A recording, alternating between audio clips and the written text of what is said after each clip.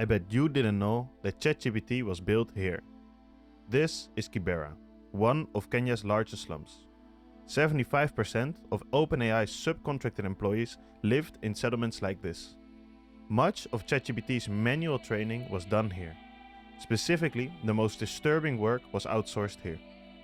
Employees had to go through all of ChatGPT and flag its disturbing, explicit, and graphic content, including detailed descriptions of violence, sexual abuse, and more.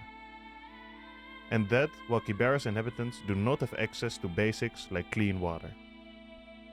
Many people here also worked as Facebook moderators.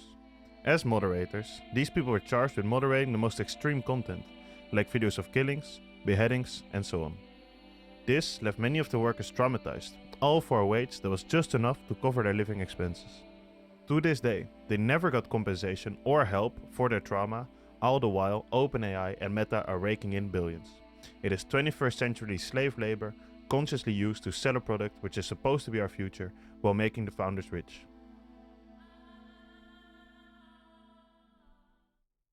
To understand this exploitation, it is important to first understand what training we are talking about. Regarding ChatGPT, it mostly concerns the manual training of its algorithm. When a large language model, like ChatGPT, is being developed, it first goes through extensive training. The first stage is the automatic processing of data. ChatGPT is given a large dataset from the web and does self-supervised learning, basically meaning the algorithm works automatically based on its parameters and goals. However, when this stage is done, the product is not finished. It still needs to be fine-tuned, so it's ready for human use. At this stage, ChatGPT is functional, but is not ready for consumers. This also means ChatGPT has no awareness of what is okay to say or not. It has no self-censorship whatsoever. It still needs to learn values and constraints. This fine-tuning has to be done manually, because it requires a human to judge the outputs. This step is called data annotation, or content labeling. This is done by using prompts and flagging certain responses as immoral based on violent, discriminatory, sexual, or abusive aspects. Most of this work is repetitive and highly labor-intensive. This is also the work that was outsourced to cheap workers in Africa. You can imagine that for something as big as ChatGPT, it requires an enormous amount of work, easily getting into the tens of thousands, if not hundreds of thousands of hours. This manual training was mostly focused on ChatGPT's most disturbing output, such as accurate and graphic descriptions of violence, sexual abuse, and self-harm, to name a few. Workers in Kibera were exposed to this content for entire days, every day that they went to work. This left many of them with significant distress and mental trauma. They never got any help or compensation for this trauma at all, yet they were key to a crucial step of developing ChatGPT. The other work these people were paid for was moderating platforms like Facebook and Instagram. To keep content moderation fair, it requires human labor. In the same way, flagging and deleting toxic and disturbing content uploaded onto Facebook requires manual labor. In practice, this means many of these people spent their days looking at videos of beheadings, child pornography, and more, again severely traumatizing many of these workers. So, who supplies this service? The company at the center of this scandal is Sama, also known as Sama Source. They offer outsourced annotation work. Sama states that they give working opportunities to people from less privileged situations, teaching them valuable modern skills. But interviews with employees themselves made clear that they do not get more than a living wage. And when the work is simple and scarring, they are not left with skills that enrich their life or opportunities. A time investigation uncovered employees were organizing a strike to secure better working conditions.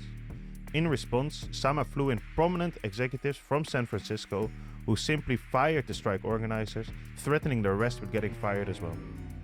The workers never got any better working conditions or pay increases. And you have to remember, these are people living in a true slum. They are not economically mobile and have practically no choice. Sama is not helping them, it is consciously exploiting them. They know they can force them to work in unacceptable conditions. Sama's response to the strike shows this. It is worth pointing out that a major factor of why Brazil transitioned away from slavery was because paying wages to European immigrants was actually cheaper than slave ownership.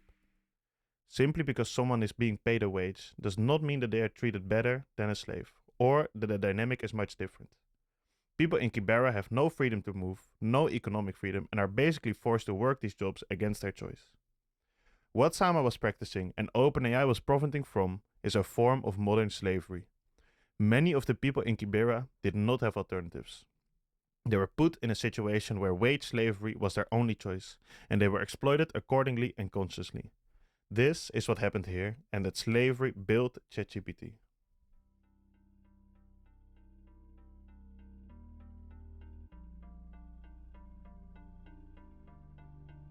So, what happened to the hundreds of Africans who actively helped build ChatGPT? Well, basically nothing.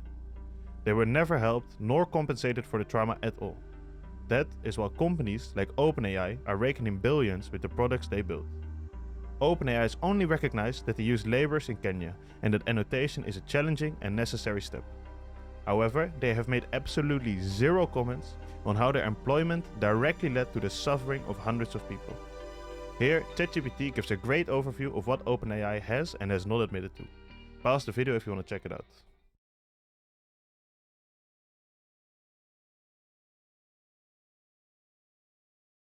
Sam Altman says he's doing his work for the benefit of humanity. You can see it here in his own personal blog. But what humanity?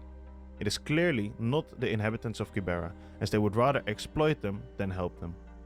It is not like Sam Altman is running short of money. He often claims he gets little to no compensation for his work at OpenAI. You make a lot of money, do you? No. I'm paid enough for health insurance. I have no equity in OpenAI. Really? Yeah. That's interesting. You need a lawyer. I need a what? You need a lawyer or an agent. I'm doing this because I love it. But his net worth is more than $2 billion as of right now. Here is a video of him driving a Koenigsegg Jesko, a $3 million car. Here comes the money.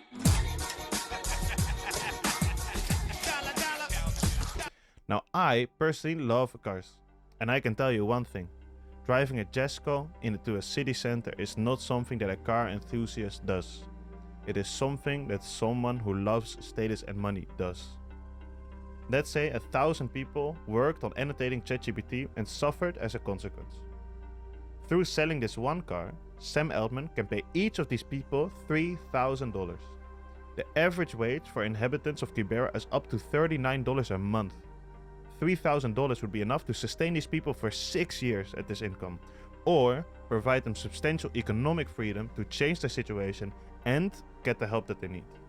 The money OpenAI makes right now is the direct result of slave labor from people in inhumane living conditions, who were left traumatized working on OpenAI's products with no compensation or benefits at all. When asking ChatGPT what they think is right, it states the following. ChatGPT agrees that what OpenAI did is ethically wrong, regardless of what benefits the product had later. It also states the workers have not been appropriately compensated for the harm they suffered. Finally, ChatGPT agrees that leadership, even if not solely responsible, carries ultimate accountability.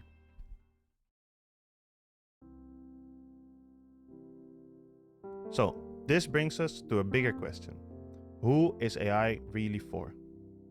While AI is represented to help all of humanity, proclaimed as the champion of progress guiding us into a bigger and better future, we see here that in practice it sacrifices part of humanity to help another. This is not too different from many exploitative systems of the past. From slave labor making the aristocracy rich, to mine workers enriching oligarchs. This is still true for modern industries. Electric cars use materials in their batteries obtained from mines in Congo using child labor. The producers of these electric cars know about this, but consciously do not make an effort to address it. Why do you think you rarely see this topic on the news? This is not by accident, it is by design.